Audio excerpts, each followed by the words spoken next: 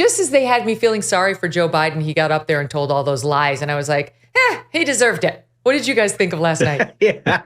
Well, I mean, look, I particularly liked your jilted groom analogy. That was pretty good. I've always kind of wanted to go to a wedding where somebody doesn't show up and you have to look around at the crowd and see how they take it. I mean, this is what Democrats basically did to him. They just ragdolled him in public. I mean, Monday, Republicans put the Teamsters guy they didn't want the rest of the party to hear on Monday night. Mm-hmm.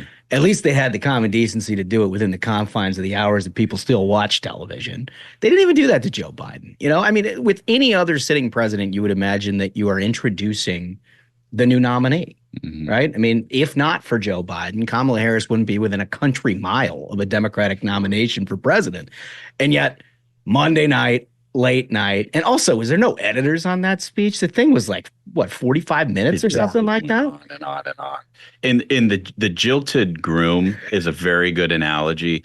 Another one that comes to mind, I don't know if you've ever saw that old movie Best in Show by Christopher Guest. Of course. But there's a vignette toward the beginning of it where there's this lady who's taken a tycoon, this old tycoon for all he's worth, and she's sitting next to him and she's like, people say he's so much older than me, but really, I just can't keep him off of me. And the whole time, she's just taking his money, and the guy can't even talk, and he's just sitting there. Jennifer Coolidge. And it's just, this is what Democrats are doing to their president. It's a really pathetic swan song to a long political career, shuffled to midnight. The first night of the debate, standing on that stage and saying, "Democracy won."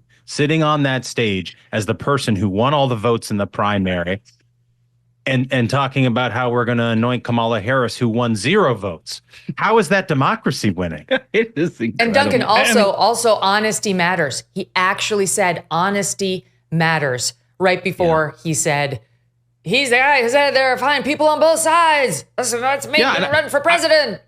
I would also point out that he said the people outside have a point.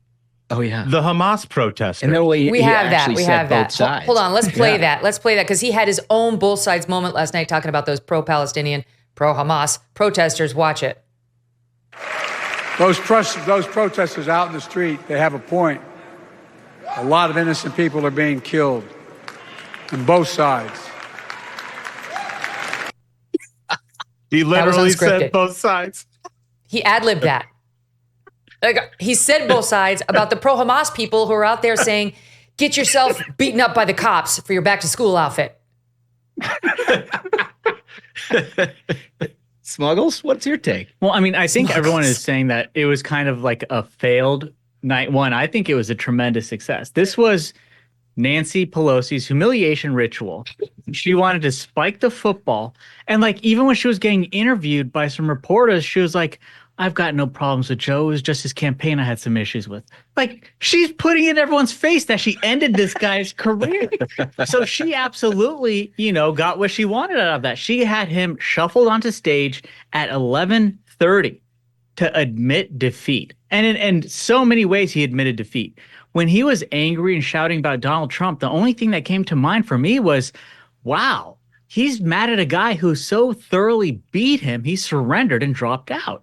Yeah. He seemed small on that stage because he couldn't cut it. He couldn't make it to face Donald Trump. He had to throw in the towel. Well, yeah, it also proves that the Democrats know he's a political vulnerability. They don't want Kamala Harris associated with him inside a country mile.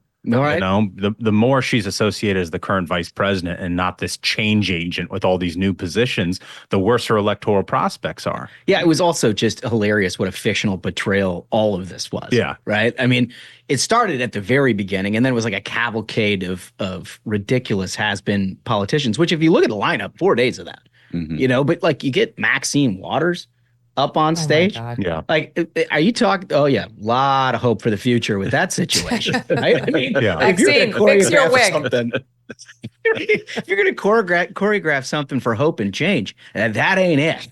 That ain't it. Well, what about, there was there were 2 touching moments, and I'll get to them because I do, whether it's Democrat or Republican, like the moments that make me feel something. And there was the one moment where Joe Biden came on stage after his daughter Ashley had introduced him, and they embraced just like by the arms and spoke to each other, and he cried. And that just is like a human. You're like, oh, that's sweet. But then he gets up there and starts spewing all this nastiness. You're like, oh, okay, not sweet. But I was still reeling from her remarks because she gets up there. And of course, you guys know, we've covered it here on the MK show. She's the one who wrote this diary in which she said she took inappropriate showers with him when she was a girl. That she said they're probably not appropriate. So she gets up there and she began her remarks as follows. I have this memory. I was 8 years old. We're like, Oh no, he's gonna do it. Oh no. My God, she's going to do it. oh my God.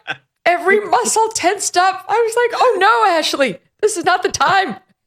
Anyway, that was one moment. I'll get to the other nice moment in a minute. But here's the other thing. It was a parade of like fakes, phonies, and falsehoods. Yeah. Now, we talked about some of the falsehoods with Joe Biden, that just like litany of lies that he just keeps telling and he can get away with. But the weirdness of like the presenters and the lies that they were telling and just like the you've got to be effing kidding me moments that I had watching them. I mean, I sat and I watched that whole damn thing from 8 p.m. forward. I was exhausted. And there is this woman, I've never seen this person before, Mallory McMorrow, Michigan State Senator. No one's seen this person before. Yeah. Was that the lizard tongue lady? That was lizard tongue. All right, so first of all, I don't understand why she borrowed my wardrobe from my moot court outfit in 1993. But she definitely did. Oh my God. That is a murder right there. It's a murder. Okay. But she was doing the weirdest stuff with her tongue. And worse than any of that was the cluelessness of her warnings to Democrats about what Donald Trump might do if he became president again. Listen. Donald Trump would be able to weaponize the Department of Justice to go after his political opponents. He could even turn the FBI into his own personal police force. That is not how it works in America. Oh, that's how it works in dictatorships. Oh my gosh. So we're in a dictatorship. Hello, pot. He might even take a misdemeanor and turn it into 40 felony and charge it in New York. Or send his FBI down to your home and raid it and then parade out the evidence for a photo op that is not representative of what they found. That kind of making the FBI your own personal agent, Mallory. And I'm sorry, you can't see the whole outfit, but she was wearing dark tights with inappropriate shoes under her dark dress. It's a no. Inappropriate shoes. You know what? Here, my favorite thing about Dem conventions, and it kind of started with like Mario Cuomo.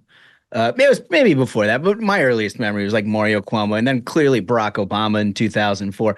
There's always this person who nobody's heard of who attempts to sort of capture something that they have absolutely no business capturing. Yeah, like the talent of like Cuomo in that convention, or Obama in 04 was obvious, and it vaulted them to national stardom and eventually 2 terms as president for Obama. But like this lady, for a fact, spent the last month thinking like, all right, I'm really going to lean into this because this is my moment. Like I too could be president if I just go out and just slam it. I think that's a huge problem, is that especially after the Barack Obama 2004 moment, you have all these backbenchers who are like, it could be me. Yeah, I could beat that guy. Yeah. I go up there, I give a great speech, and the next day I'm going to be president. And it's not the case. True. Wait, so here, let's look at the lizard tongue. We need to show the audience what we're talking about because I think Mallory had a case of the dry mouth. That's my Mallory. There's medication that can help you with that. As a kid, you loved eating cereal, right? But as an adult, you don't want all that sugar. And most cereals don't have the protein you want or need. But then there's Magic Spoon, a nostalgically delicious cereal that tastes just like your childhood favorites, but without the sugar and with a ton of protein. And now Magic Spoon has turned their super popular cereal into high protein treats that are light, crispy, and taste just like those classic crunchy cereal bars. Magic Spoon's brand new treats are so delicious and can serve as a before or after gym snack. Magic Spoon's treats are an easy way to get 11 grams of protein, that's good, on the go. And for the first time ever, Magic Spoon treats are available in grocery stores now with delicious flavors like marshmallow and chocolatey peanut butter. Get $5 off your next order at magicspoon.com/MK, or just look for Magic Spoon in your nearest grocery store. That's magicspoon.com/MK for $5 off. Magic Spoon. Hold on to the dream. Thanks so much for watching. If you like what you just saw, hit the subscribe button for more clips and full episodes.